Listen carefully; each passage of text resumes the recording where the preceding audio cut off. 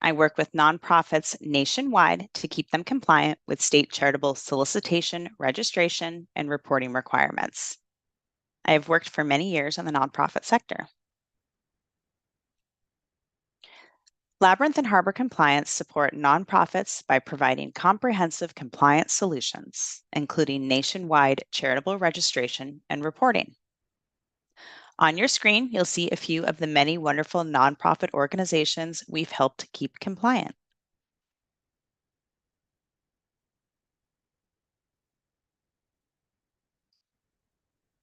Let's begin by taking a look at the topics that we will cover in today's webinar. Today, we will discuss the following: state charitable registration requirements, online fundraising activities and how they trigger registration requirements, why fundraising compliance should be a priority, what it takes to register to fundraise and how much it costs, how to manage state fundraising registrations and simplify the process.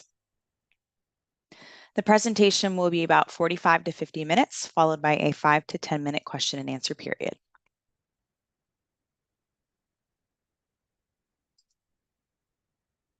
Okay, let's start by reviewing a few terms to ensure that we are using shared language. At its simplest, compliance means respect and adherence to rules. Charitable registration compliance is respect for and adherence to the laws and regulations governing charitable solicitation registration.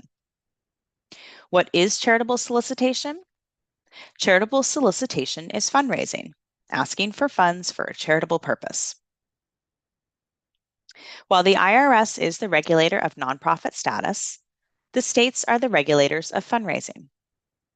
40 states and the District of Columbia have charitable registration requirements. Each state has its own unique regulations for fundraising activities. These states require charities to register with them before they begin soliciting within their borders. Why? To protect the generous public and legitimate charitable organizations and the reputation and special status of the nonprofit sector. Charitable registration and reporting regulations were written with these goals in mind.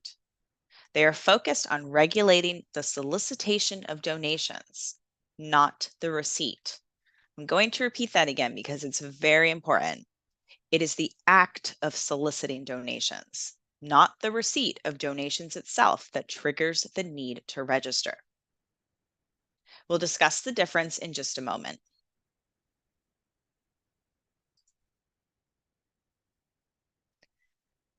This map shows the states that require charitable registration. It's a great resource, and you may want to bookmark it to use as a reference. The web address is labyrinthinc.com/state-map. The 41 states shaded in dark blue and orange require charities to register to solicit.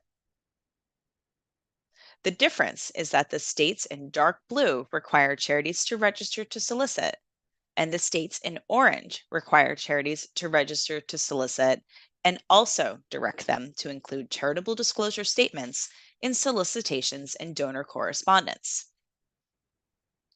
The 2 states in light blue do not require charitable registration, but do require disclosure statements.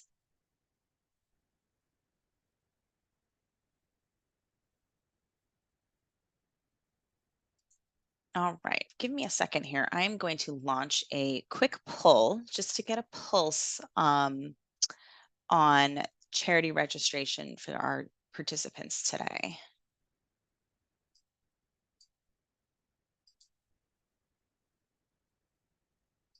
You should see that poll pop up. Interested in how many states your organization's currently registered in to solicit?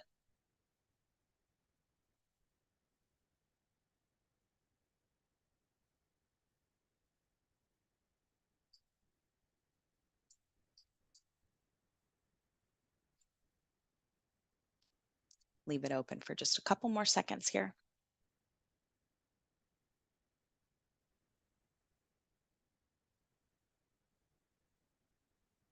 Okay, so it looks like most of our participants are registered in about 1 to 5 states.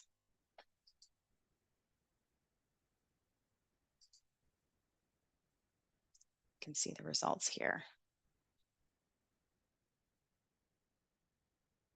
All right, continue moving on. So I did touch on charitable disclosure statements. We will discuss those a little bit in a little bit in the presentation, but for now, I want to continue discussing charitable registration.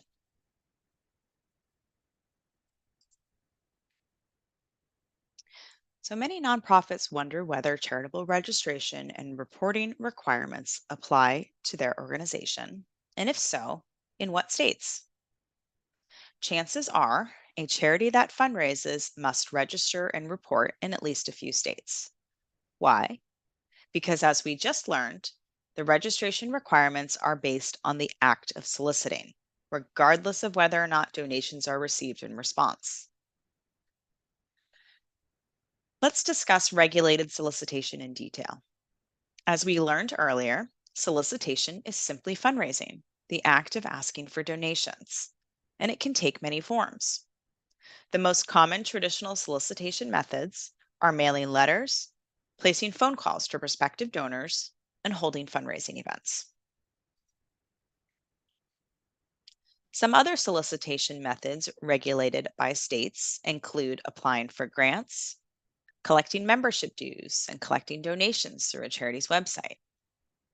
Today, most organizations have pivoted from in person events and solicitation methods to virtual and hybrid events. While this allows for greater reach and continued operations, nonprofits should be aware that these activities may trigger additional fundraising registration obligations. Additional methods of solicitation, such as using fundraising counsel or professional fundraisers, and partnering in cause marketing campaigns, also known as commercial co-ventures or CCVs, also trigger fundraising registration and reporting requirements in many states. For-profit entities and professionals that assist charities with fundraising often need to register with the states and follow up with reports. Many charities solicit using several of these fundraising methods, any one of which may trigger state registration requirements.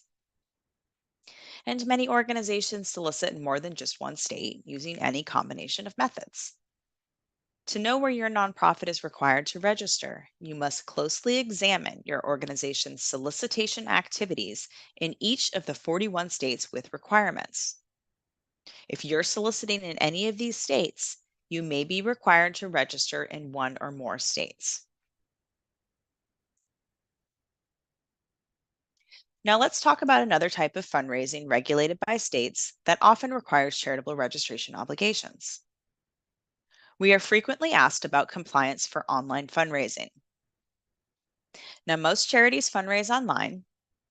Many charities accept donations on their website using a Donate Now button. Also, nonprofits commonly make solicitations by email, often asking for donations in their email newsletters. Social media is another common form of online solicitation. So are text to donate and text to give. These solicitation methods allow charities to broaden their circle of supporters and solicit residents of every state at the click of a button. This nationwide access to supporters raises questions about how nonprofits who fundraise online must comply with state charitable registration requirements. 8 states have laws governing online fundraising. Most of the remaining regulating states' fundraising laws were written before the advent of the internet. As more nonprofits began to fundraise online, there was an increased need for clarity and consistency from state agencies. So in 2001, to make things more straightforward, the National Association of State Charity Officials, or NASCO, met in Charleston, South Carolina to develop guidelines for when an organization would need to register.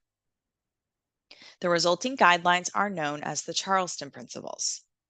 The Charleston Principles suggest that if a charity has a donate button on its website, it should be required to register in a given state if it sends targeted emails to the residents of that state, or receives ongoing, repeated, or substantial donations from that state.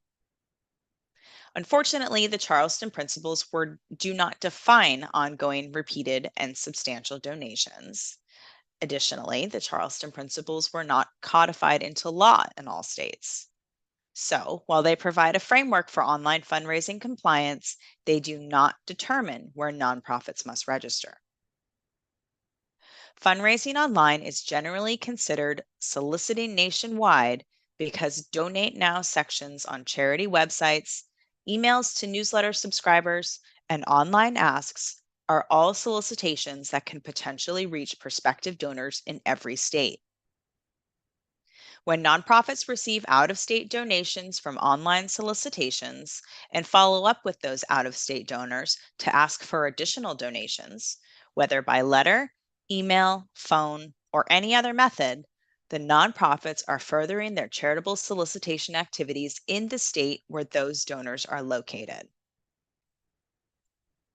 Many organizations ask us how to handle unsolicited donations and whether receipt of an unsolicited donation triggers registration requirements. While it is possible for a nonprofit to receive an unsolicited gift and never follow up with the donor, the situation is quite unlikely. After all, development staff and volunteers are explicitly charged with engaging with donors and turning them into recurring supporters. Additionally, the state of California requires nonprofits to register within 30 days of receipt of funds, unsolicited or not. Now, there are two practical approaches that charities can take to be compliant when they fundraise online. The most comprehensive way for a nonprofit to become compliant is to register or pursue an exemption in all 41 states. For many organizations, charitable registration in all 41 states is the best option because it allows them to fundraise nationwide by any method, including online, while minimizing the various penalties, fines, and losses associated with not being properly registered to fundraise. These organizations invest in fundraising compliance as capacity building. Understandably, not all organizations have the ability to obtain charitable registration in all states. Budgetary constraints are a common challenge, particularly for new and very small nonprofits. For these organizations, a second approach might be better. The nonprofit registers in those states where required by its regular activities and is then careful not to undergo solicitation activities in other states that may trigger charitable registration requirements. These organizations should consider placing specific language on their website and in solicitation materials, excluding certain states from those where they can accept donations.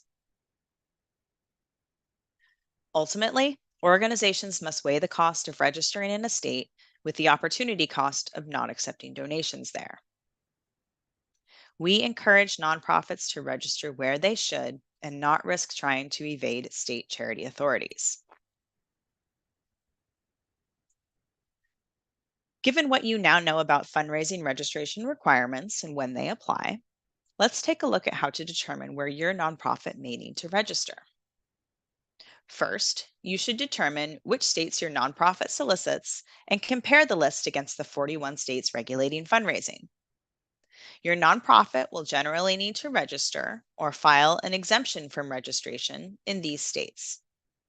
Please keep in mind that state requirements and your specific fundraising activities will change over time. Make sure to repeat this step annually or semi annually before commencing a capital campaign, major event, or another major fundraising initiative.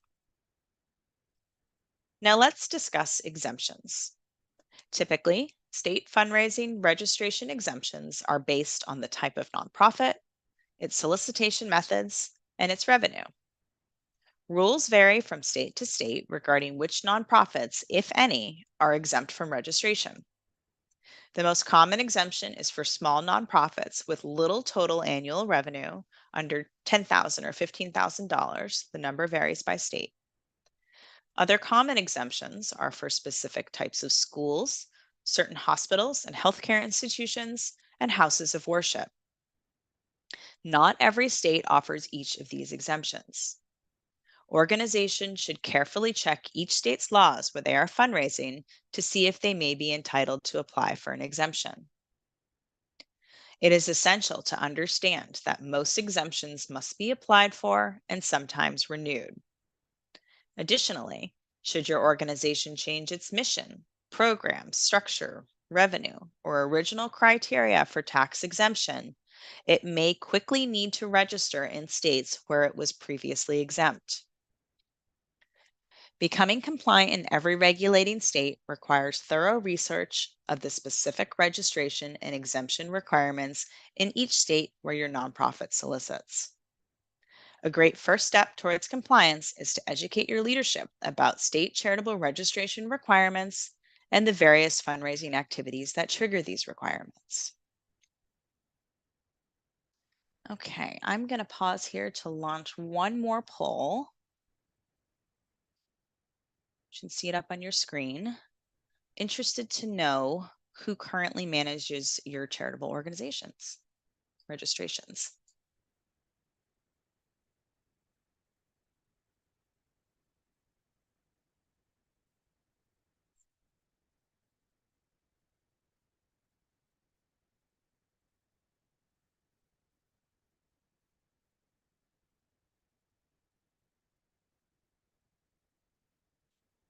Okay, I'll leave it open for just a couple more seconds here, but it looks like the majority have a in-house employee that manages charity registrations or a third party.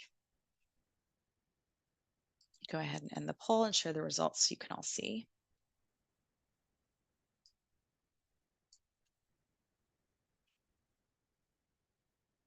All right.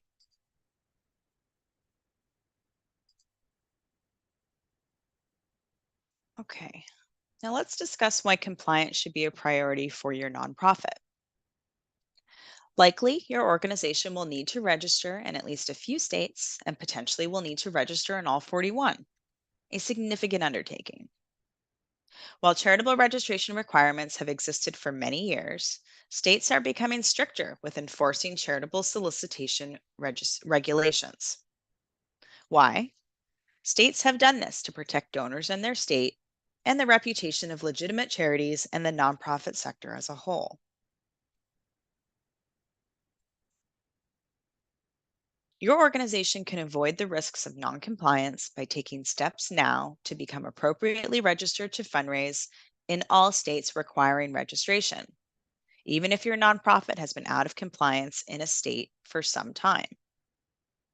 This proactive approach generally avoids penalties, investigations, or further scrutiny from authorities. Here is a quote by the former Pennsylvania director of the Bureau of Charitable Organizations during a speech to a group of nonprofits. Quote, if you were coming in voluntarily, even if you had been violating the law for 10 or 15 years, you always got a pass. The bottom line is you want to try to register voluntarily. End quote. States want to encourage legitimate nonprofits to register to fundraise as required and maintain their fundraising compliance. States do not wish to chastise charities for trying to do the right thing, even if they are a bit late in registering. In our experience, states are more likely to resolve a missed registration through informal resolutions or settlements than through fines, penalties, or litigation. Charities, of course, must be compliant in every state they fundraise. Organizations that raise funds in every state must generally register in all 41 states with requirements. That may represent a substantial investment of time and effort, but the upside is tremendous. It is a license to fundraise without borders or inhibition. Charitable registration requirements are law. Your nonprofit should treat fundraising registration requirements like federal Form 990 filing requirements and your financial review or audit requirements. Registering for charitable solicitation and renewing those registrations should be included on your nonprofit's list of annual priorities, and registration costs should be budgeted line items. Online state databases of charities reflect fundraising registration statuses, which are accessible to donors, grant makers, sponsors, and other corporate partners at any time. And donors aren't the only ones checking this information. 92% of regulators indicated that they too conduct internet research on nonprofits regularly. For these reasons, your nonprofit will want to ensure it's registered to fundraise where required. It may also result in revenue increases. No responsible donor wants to give to an organization that doesn't follow the law. Studies show that charities that register and promote their registration status to prospective supporters get a better rate of return on their fundraising requests. That's because supporters gain reassurance from the fact that the organization they're giving to is compliant. Maintaining legal compliance is not only the law, it is a best practice for nonprofits and is a significant area of the Nonprofit Standards for Excellence Code of Ethics and Accountability. Fundraising and licensing compliance are essential to running a lawful and responsible organization and protecting the nonprofit sector's reputation and special status. The first step toward achieving compliance is sharing what you've learned today with your executive leadership and board of directors. Your organization's leadership wants to protect your nonprofit's reputation and future success. We often find that many board members are not fully aware of state fundraising registration requirements and the risks of noncompliance with these requirements, or the benefits of investing in compliance. Now that you understand these details, take the initiative to start the conversation within your organization. Encourage everyone within your organization to educate themselves on the topic and advocate for your organization's prioritization of compliance.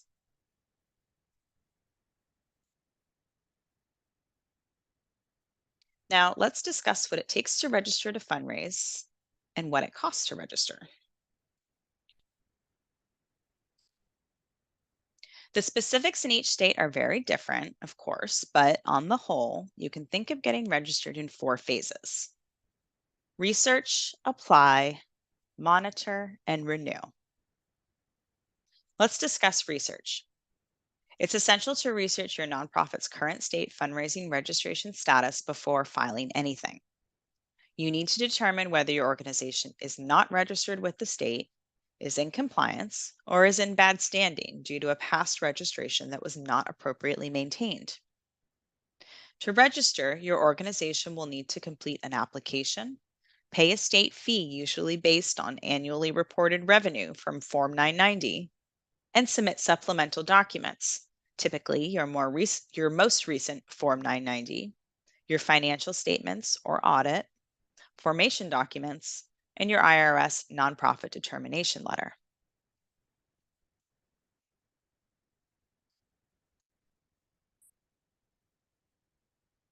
Some states have corporate registration prerequisites that must be completed before you can register to fundraise. For example, in several states, your organization may have to foreign qualify with the Secretary of State as an out of state nonprofit corporation.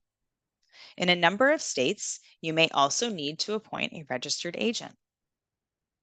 The registered agent must be located within the jurisdiction and is responsible for receiving service of process and other legal documents on behalf of the organization. Understanding and completing these prerequisites before submitting your registration will help you to avoid rejected applications. Once you've researched each state's requirements, it's time to apply. In each state where your organization seeks to register, you must accurately complete an individual application and compile copies of that state's required documents. Registration applications will be required to be filed through an online portal or by email or on paper, depending on each state's requirements. While there is an element of convenience to reporting online, it can dramatically increase the time you must spend learning to navigate multiple state websites and enter data into them. Some of you may have heard of the Unified Registration Statement, or the URS. This document was created to streamline the application process in all states. Unfortunately, not all states accept the Unified Registration Statement, and many states require additional supplements to the statement. The URS itself is longer and more complex than standard state forms, and in our experience, state examiners prefer their state forms and will often take longer to approve the URS. Once your state registration applications are submitted, you must monitor your registration status and confirm your submission approval. Some states take just a couple of weeks to process registration applications. Others take months.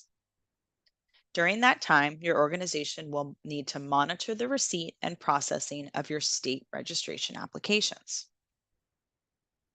Unfortunately, it is not uncommon for registration applications to be rejected by states, requiring their resubmission. When you resubmit applications for correction, you'll need to remain in correspondence until official approval of the resubmitted application is issued. The time from registration application submission to approval may be between a single day and 6 months. Processing times vary from state to state, but through efficient management of the process and the detailed submission of correct and complete applications, your organization can minimize those processing times. Most nonprofits find the fundraising registration process to be complex and time consuming. For those of you who haven't yet gone through the process, you should expect to have monthly, even weekly tasks applying and monitoring registrations. Now for the question you're all probably asking, what does it cost to register? As you might suspect, this answer depends on the organization, the annual revenue, and the number of states the organization is registering in. But I can answer this for you today in more general terms. A rough estimate of the range of total annual state fees for registering in all 41 states is between $1,500 to $9,500 for most nonprofits. Now, that's not a per state cost, it's a total of all annual state fees. The total annual state fees to register nationwide for nonprofits with less than $100,000 in gross revenue will fall on the lower end of that range. Nonprofits with more than $10 million in gross revenue per year will pay total state registration fees at the higher end of the range. The remaining nonprofits will fall somewhere in the middle. The charitable registration process does not end with registration approval. States require registrations to be renewed. Most states have annual renewal periods for fundraising registrations, although two states, DC and Georgia, renew biennially or every other year. Tracking all of your organization's registration renewal dates and ensuring the renewals are filed on time is critical. Most state deadlines are based either on the organization's original registration date or the end of its tax year. Completing your organization's Form 990 and financial statements, which usually must be independently reviewed or audited, depending on the state and your organization's revenue, on time is essential to renewing your state charitable registrations on time. This is important if your organization does not currently get an audit completed each year.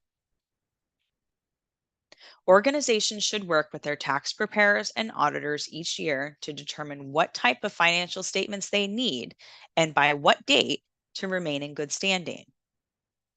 While some states permit extensions of time to file registration renewals, others do not, and late fees can add up. There are also other potential consequences, including damage to reputation or denial of the right to solicit. Like with initial registration, it's critical to adopt a proactive, strategic approach to ensure that your state renewals are submitted on time. Now let's briefly discuss an additional state fundraising requirement, charitable disclosures. 25 states require nonprofits to include specific language on solicitation materials and donor correspondence. These disclosures are different from those required by the IRS. Organizations will find that they need to comply with both state and federal requirements. State mandated disclosure statements inform donors where to find more information on a charity's leadership, finances, and activities. State disclosure statements are generally required to be included in all solicitations and donor correspondence to residents of that state, and typically include needing to be present on appeal letters, email asks, on website donation pages, pledge reminders, and donor receipt letters. State disclosure statement requirements frequently change, and your organization must stay current on each state's current requirements and revise your solicitations and donor correspondence to comply. Although this may be burdensome, regulators often review a nonprofit's website when reviewing their charitable solicitation registrations and renewals. Studies have shown that donors respond more favorably to nonprofit solicitations with disclosure statements. Disclosure statements demonstrate an organization's legitimacy, transparency, and adherence to good governance practices. So make sure to include disclosures because they are required by law and they boost trust in giving. We've now come to our final webinar topic, how you can manage and simplify the fundraising registration and renewal process. Just as with initial registrations, renewals require the preparation of state applications, determination of the appropriate fees, and compiling all required supporting documents. These documents often include a copy of the organization's Form 990 and financial statements, which may need to be reviewed or audited depending on the organization's size and the states it registers. The most significant difference between initial and renewal fundraising registration filings is that renewal filings have a set renewal deadline for all nonprofits. Tracking each state's deadline is crucial to avoid late fees and penalties. Organizations need an accurate record keeping and reminder system to track each state's license numbers, fees, and renewal due dates. Many of our clients come to us using some combination of an Excel spreadsheet and a calendar. These systems fail most frequently because they require manual attention, leading to human error and unintentional omissions each time a state's requirements change. Organizations must monitor state law and administrative procedures for relevant changes regularly. At any time, reporting requirements, mandated disclosure language, registration, renewal due dates, and costs may change. With changes in leadership at state registration offices, registration forms, portals, and even acceptable versions of signatures are prone to change. We've discussed the complexities of managing state charitable registration and registration renewals. We've discussed the importance of state charitable registration and why your organization should prioritize fundraising compliance. Every organization's path to compliance is going to be different. For those of you who need to register in multiple states, you may be concerned by the complexity of the registration and renewal process and the initial and ongoing drain on staff time. We offer a solution. I'd like to take just a few minutes to provide a brief overview of Labyrinth Inc.'s managed compliance services. We take care of all state prerequisites and fully manage each step of the process, from research to application preparation to the compilation of all documents. We cut checks for state fees, send out registration and renewal packages, perform the necessary follow-up with the states, and monitor the approval of each and every application. We take care of any needed extensions and renewals for you as well. We make it as simple as we can for you to get and stay compliant. Our approach to state charitable registration compliance is to provide full service management at a flat rate per state. We bill for services on an annual basis and don't use any hourly billing. If you're interested in learning more, you can schedule a time to speak with us without obligation and get a plan outlining your organization's path to compliance. As a complement to our managed compliance services, we offer software to track state-by-state compliance details for you. The software is for tracking purposes. It does not automate the preparation of the applications.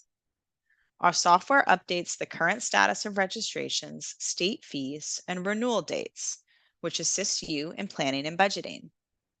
The software offers multiple users and varying permission levels, so your leadership, board members, accountants, attorneys, and other consultants can all have visibility. Our new disclosure tool makes it easy to maintain charitable disclosures. The tool provides accurate disclosure statements for your website and printed solicitations. It dynamically updates in real time as there are changes to requirements or registration data. It also creates alerts for any issues with registrations that impact the disclosures. We offer referral and affiliate partnership opportunities. For the accountants and attorneys who are with us today, our nationwide registered agent network allows us to help you wherever your clients are located and enables you to manage both your for-profit and nonprofit clients. We offer industry and occupational licensing across all sectors, including the nonprofit sector. We also routinely partner with firms and organizations to create co-branded educational content that benefits your clients and the industry. You can view our curated collection of educational resources on both the labyrinthinc.com resource page and the Harbor Compliance Information Center. Please contact us for more information on our partnership program.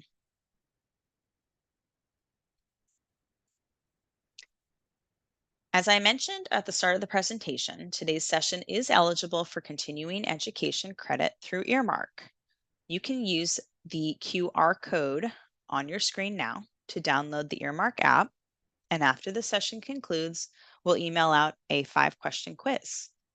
Once you complete the quiz, you'll receive your CPE certificate. Now it's time for some questions and answers. I'm going to start with some of the most frequently asked questions that are likely to apply to many of you. The first question is, in addition to a state's charitable registration requirements, must organizations also have to complete corporate registration as a foreign or out-of-state organization before fundraising? And the answer is yes. Corporate registration, also known as foreign qualification, and charitable registration are two different state requirements. Charitable registrations allow a charity to solicit contributions legally in a state. Corporate filings, such as those filed with the Secretary of State, when a organization registers as a foreign out-of-state organization, instead are required for nonprofits to hire employees, buy or lease property, or have offices in a state other than their state of domestication. The next question is, have any nonprofits been prosecuted for non-registration of solicitation? So generally, charity regulators will first send out an unregistered nonprofit who is soliciting in their state a cease and desist letter or some sort of communication that requests that they stop fundraising and get registered as soon as possible. Charities that do persist in soliciting without registering, we have absolutely seen fined, prosecuted, and even some charities have had their right to solicit revoked altogether in that state. The next question is there a reprieve for ignorance of state charitable compliance regulations? The answer is no, unfortunately, but states generally do not impose fines and penalties on nonprofits that come forward proactively and let the state know that they should have been registered and now want to get caught up with their registrations.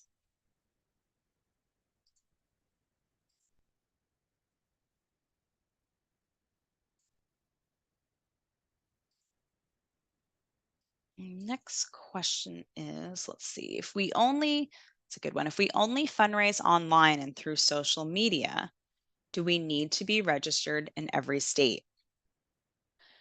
So, as I outlined, generally organizations who fundraise online and through social media must register or seek exemption in each state that regulates fundraising.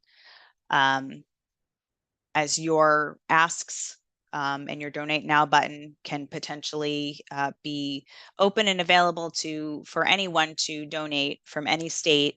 You need to be aware that you could be receiving donations from anyone nationwide. If you want to have that donate now button on your page, you can certainly include language that excludes certain donors from certain states from donating so that you don't have to register in those particular states.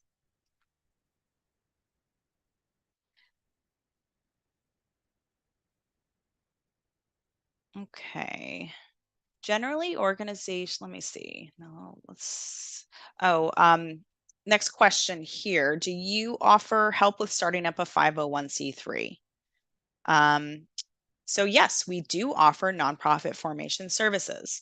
You will definitely want to reach out to schedule a pathway call with us to learn more about that particular service. Next question here. Does requesting paid corporate sponsorships or partnerships count as solicitations? Does applying for and receiving funds from philanthropic foundations count as solicitation? Yes, requesting corporate partnerships and applying for funds from philanthropic foundations are both considered solicitation of funds for a charitable purpose, and they are considered regulated solicitation activities that do require charitable registration. A note there that grants from state and federal governments are excluded from that requirement. Next question. Do nonprofits hosting virtual or hybrid fundraising events need charitable registration in all regulating states? So, solicitations at events, whether in person, virtual, or hybrid, are still solicitations, and the fundraising nonprofit hosting the event is still subject to the same state rules governing charitable solicitation. So, you'll definitely want to take a look at the rules and regulations in the state you're holding an event. And how they might apply to any individuals from different states at that event. The next question, what are the compliance obligations for foreign nonprofits? So foreign nonprofits can only fundraise in a state through a US nonprofit that is registered to solicit donations in the state. So, and in this case, I'm talking about, a foreign from another country. So typically that foreign nonprofit would need to form a US based Friends of nonprofit, and that Friends of nonprofit would then need to incorporate in a state, apply for their tax exempt determination letter, and then register to solicit in all of the states where they will be seeking donations.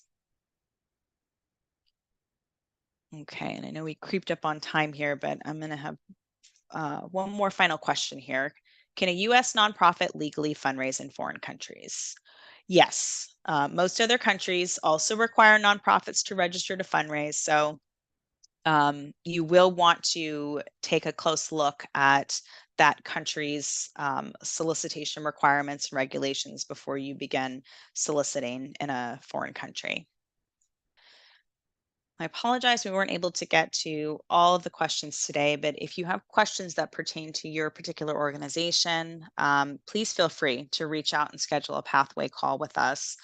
We'd be happy to answer any of your questions and see if we can help provide any services to you as well.